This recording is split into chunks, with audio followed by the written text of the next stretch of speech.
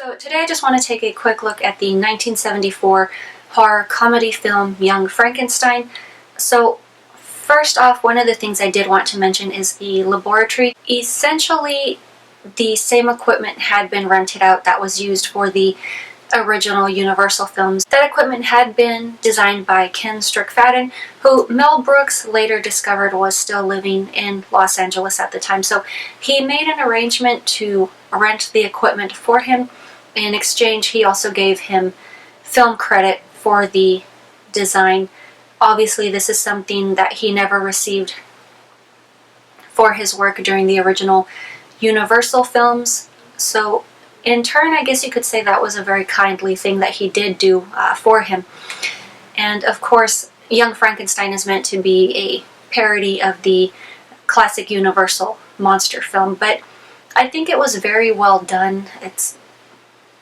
It's just a riot. It's pretty much one of those films that keeps you laughing from beginning to end. It's definitely very slapstick, I guess you could say, but definitely, I guess you could say, a film for, one of those days that you just really need to relax and just let loose. So within this film, I guess you could say there were a variety of lines that were ad-libbed or added in, just numerous things that just weren't even written into the script.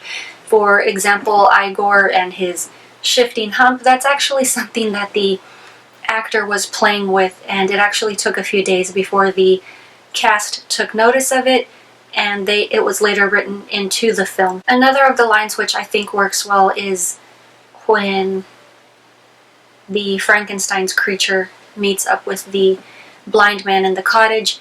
He's, kind of run through these various abuses with having, I guess you could say, soup and other things spilled on him. It gets his finger burnt.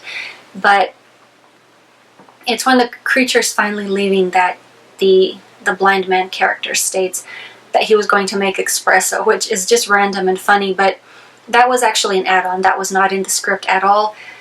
And another of the things that I found very interesting about this is the fact that the blind man was played by Gene Hackman. I believe he was not credited for that part, but definitely very interesting. So just brushing quickly over the story, obviously we have this Frankenstein cat who is ashamed of his background due to what his grandfather, great-grandfather, etc. have done, and he pretty much just wants to make a name for himself, I guess you could say. But very early on, he pretty much just falls prey to, I guess, the allure of bringing dead things back. So it isn't long before he sets out to create his own creature, and obviously people do become frightful. He makes an effort, though, to, I guess you could say, rehabilitate this creature by giving him a piece of his brain tissue. They do kind of a partial swap, and now he's,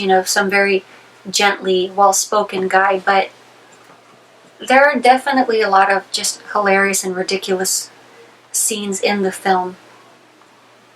One of the early scenes being when Frankenstein is at the train station, he's leaving, and his fiancée, I guess, just wants to remain as perfect as possible because she's on her way to a party. So he can't kiss her because he'll ruin her lipstick. He can't hug her because he'll wrinkle her clothing. He can't even touch her hand because her nail polish. So he throws a kiss at her, and she just ducks and tries to avoid the thing. But, just a variety of silly things in the film. There's just way too many to just pinpoint and state, which ones are my favorite, because there's just so many. But yes, totally just one of those films that just keeps you laughing the entire time.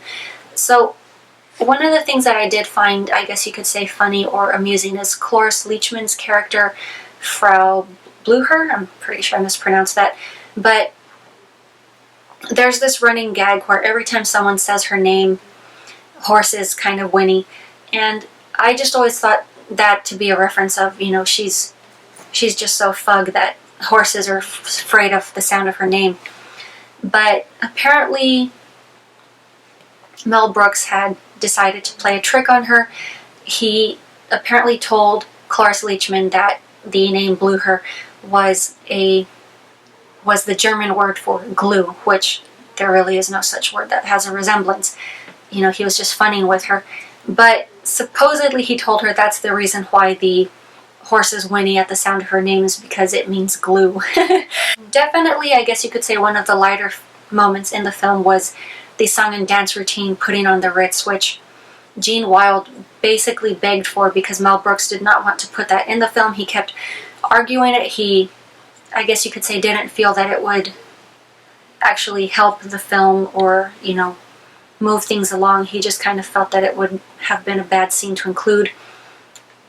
Eventually he did consent to allowing the scene into the film. During test screenings, he actually came to the realization that it was a good working scene, just taking into consideration the way that the screening audience was laughing. But that's, I guess you could say, definitely a case of just giving someone a little trust and things working out. But yes, overall a great film. The original running time was considerably longer. They cut out all of the bad jokes and unnecessary bits, and I think that just really tightened things up very well because it's a very solid film. You know, it's hilarious as hell. But yeah, that's all I have for you guys today, and I will talk to you later.